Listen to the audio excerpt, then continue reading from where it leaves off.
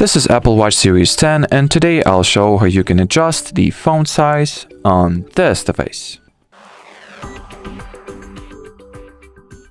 So in the beginning, take your Apple Watch and wake it up. Now press the side power, just the regular side button once to open the control panel.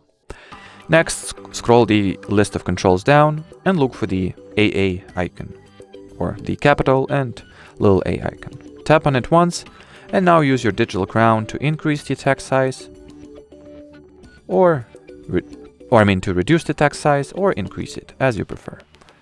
Then simply close this window, and here you have it. And so, as far as this video goes, that'll be it. So thanks for watching, and bye bye.